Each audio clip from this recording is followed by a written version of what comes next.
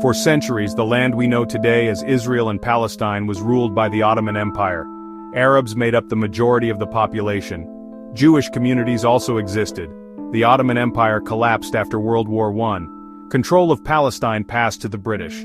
During British rule, tensions grew. More Jews, many fleeing persecution in Europe, arrived seeking a homeland.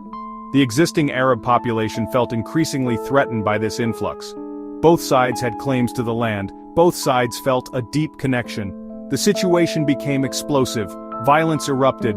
The British, unable to find a solution, turned to the newly formed United Nations. In 1947, the UN proposed dividing Palestine into two states, one Jewish, one Arab. Jerusalem, a city sacred to both Jews and Muslims, would be under international control. The Jewish leadership accepted the plan. Arab leaders rejected it. They saw it as taking away land that was rightfully theirs. The stage was set for a conflict that would last for generations. On May 14, 1948, Israel declared independence.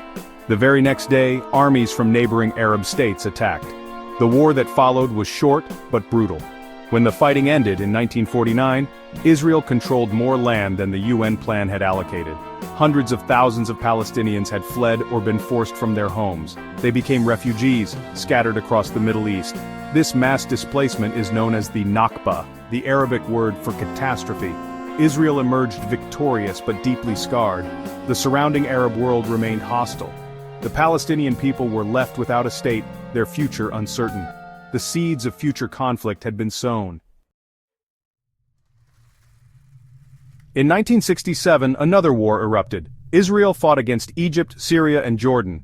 In just 6 days, Israel won a decisive victory. It captured the West Bank from Jordan, the Gaza Strip from Egypt, and the Golan Heights from Syria. East Jerusalem, which had been under Jordanian control, was also captured. This victory, while cementing Israel's military dominance, created new problems.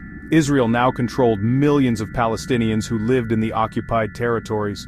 Settlements for Jewish Israelis began to be built in the West Bank, further angering Palestinians and drawing international condemnation. The decades that followed saw a cycle of violence. Palestinian groups, some like Hamas dedicated to Israel's destruction, emerged. They launched attacks against Israeli targets. Israel responded with military force. Peace talks, while attempted, repeatedly faltered.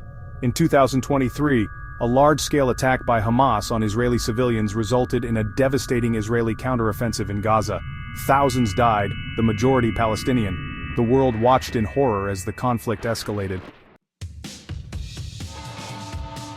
Today, the situation remains complex. Israel controls the West Bank and East Jerusalem. Gaza is under the control of Hamas. Millions of Palestinian refugees live in camps, still dreaming of returning to their ancestral homes.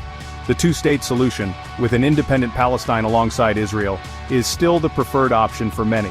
But deep mistrust and ongoing violence make it seem as elusive as ever. The question of Jerusalem's status, the fate of Palestinian refugees, and the expansion of Israeli settlements are just some of the obstacles that stand in the way of peace. The conflict is not just about land, it is about identity, security, and the right to self-determination. Until both sides are willing to make difficult choices and acknowledge the other's pain, a lasting peace will remain out of reach. The future of Israelis and Palestinians depends on finding a way to share the land they both call home.